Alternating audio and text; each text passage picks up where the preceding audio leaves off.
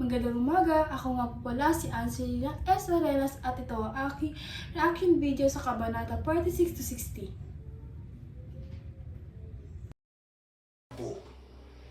Sa gitna ng isang mayabong na gubat ay naghihintay si Pablo at isang lalaki kay Elias. Patungo sila sa isang yungib na kung saan ay may naghihintay na mga 12 o 15 lalaking marurusing ang mukha at damit. May isang lalaki roon na tila nakatingin sa kawalan. Nagkaroon lamang siya ng sigla nang makita si Elias. Pinag-usapan nila na hikayatin si Ibarra na umanib sa kanila dahil pareho silang nakaranas ng pang-aapi. Araw ng linggo, rinig na rinig sa kabayanan ang sigawan sa sabungan. Sina Tarsilo at Bruno ay nakipag-usap kay Lucas para magkaroon sila ng puhunan sa sugal kapalit ang pakikianib sa pag-aalsa sa pamumuno ni Crisostomo Ibarra. Sa kabayanan naman ay nagtatalo sina Doña Victorina at Doña Consolacion. Walang sino man ang nagpapatalo. Bawat baho ay lumabas. Tanging si Padre Salvi lamang ang nakaawat sa dalawa. Sa galit ni Doña Victorina ay inadyok niya si Linares na ipagiganti siya at kung hindi ay isisiwalat nito ang kanyang sikreto. Dumating si Ibarra ng mga panahong iyon. Dala niya ang balitang hindi na siya ekskomulgado. Ngunit nabigla siya nang makita si Maria Clara kasama si Linares. Nagpaalam siya at tumungo sa paroroonan. Nakarating siya sa pook paaralan at nakita niya ang mabilis na paggawa dito. Sa gitna ng mga kumpulan ng trabahador ay nakita niya si Elias. Ipinakuha niya kay Maestro Juan ang listahan, ngunit hindi makita ang pangalan nito. Nakiusap si Elias na magkita sila at may mahalaga silang pag-uusapan. Nakarating si Ibarra sa tagpuan nila ni Elias. Inilatag ni Elias ang mga dapat niyang sabihin ayon sa mga napag-usapan nila ng matandang lalaki sa yungib. Ngunit nagitla siya sapagkat taliwas sila ng iniisip ni Ibarra. Magkaiba ang kanilang opinyon pagdating sa reforma, sa mapagsik na pamamahala ng pamahalaan, sa malupit na pamamalakad ng mga gwardiya sibil, at sa korupsyon ng simbahan. Magkaiba sila ng pananaw sa pagbabago at pagunlad. Para lalong maliwanagan si Ibarra, ay ikinuwento ni Elias ang kasaysayan ng kanyang buhay. Ngunit tila ganoon pa rin ang pasya ni Ibarra bagamat siya'y nakikisimpatiya sa masaklap na kapalaran nito. Ibinaba si Ibarra at nagbiling dito na kalimutan siya at huwag batiin sakaling magkita muli. Lumisan siya habang si Ibarra ay tinatanaw siyang kinakain ng dilim. Nag-usap sila ni Sinang at doon niya nalaman ang tungkol kay Linares at Maria Clara. Nagpasya silang magkita kinabukasan. Sa kalaliman ng gabi sa gitna ng sementeryo ay nagkumpul-kumpulan ang mga kalalakihang tinipo ni Lucas. Pinag-uusapan nila ang gagawing pananalakay at kung ano ang isisigaw nang dumating si Elias. Nagpatuloy ang usapan hanggang napagdesisyon na nilang tapusin ito dahil maaaring may sumusunod na sibil. Naiwan sina Elias at Lucas na hindi pa rin malinaw ang mukha ng isa't isa. Samantala, si Don Filipo ay nakikipag-usap kay Piloso Potasio na sa mga panahon na iyon ay may sakit. Napag-usapan nila ang pagkakaiba ng mag-aaral noon at ngayon. Ang mga topikong umiiral sa kanilang mga isipan ay ang pamahalaan, mga pagbabago sa nagdaang panahon, ang mga kababaihan at kalalakihan, at ang umiiral sa tahanan.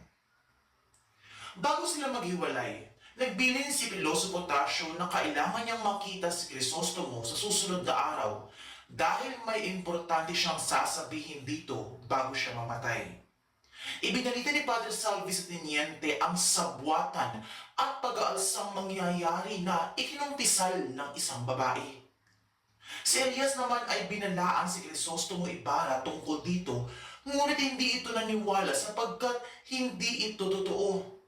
Sa ganoon ring pagkakataon, nagimbal si Elias nang malamang ang ninuno ni Ibarra ang dahilan ng pasakit na mayroon siya ngayon.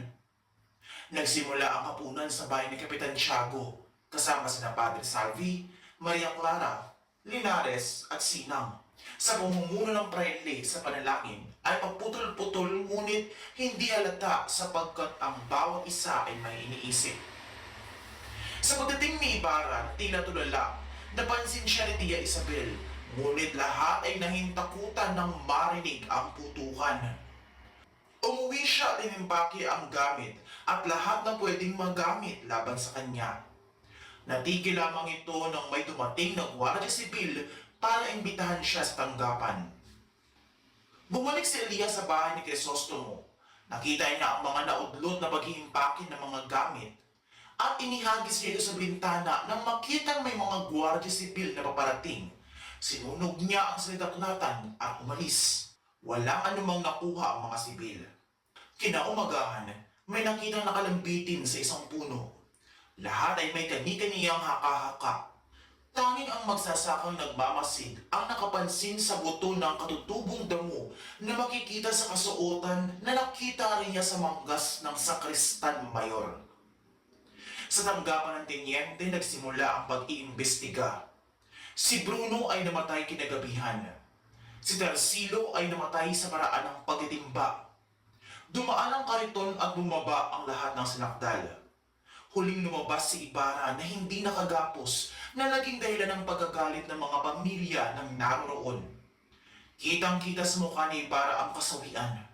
Walang nagmamahal, walang tahanan, at tinalikuran ng sariling bayan.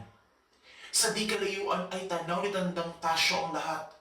Sa pagal na katawan, sinunod na lamang niya ng tingin si Crisostomo Ibarra at umuwi. Kinaumagahan, nakita na lamang siyang wala ng buhay sa sariling dampa. Umabot sa Maynila ang mga nangyari sa San Diego. Iba't ibang bersyon ang nakarating bagamat puro kapulaanan ang kay Ibarra at pagpupuri naman ang kay Padre Salvi. Maraming nagsasabi na dahil sa pagpigil niya sa pag-aalsa ay maaaring maging obispo siya.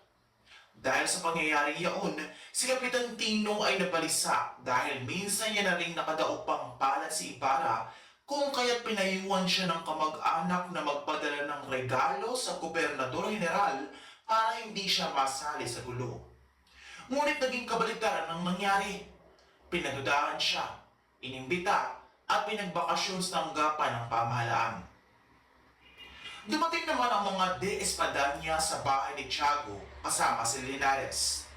Sinabi ni Doña Victorina na nararapat lamang na maparusahan si Ibarra sa ginawa. Hinarap ni Maria Clara ang mga bisita. Napag-usapan ang kasal ni Maria at Linares. Payag na si Tiago na ikasal si Maria kay Linares dahil tagapayo ito ng Kapitan General. Kinabukasan, napuno ng bisita ang bulwagan ni Kapitan Tiago. Andun ang mga inchik, mga paring sina Salvi at Sibila. Naging usap-usapan ang pagpapakasal ni Maria kay Linares. Sabi ng ilan ay ginagawa lamang daw ito ni Maria dahil papaslangin na si Ibarra. Nagtungo si Maria sa azotea. Nakita niya sa isang lumang bangka sina Elias at Ibarra na tatakas. Sandaling nag-usap ang dalawa at sinabi ng Maria na si Ibarra pa rin ang mahal nito.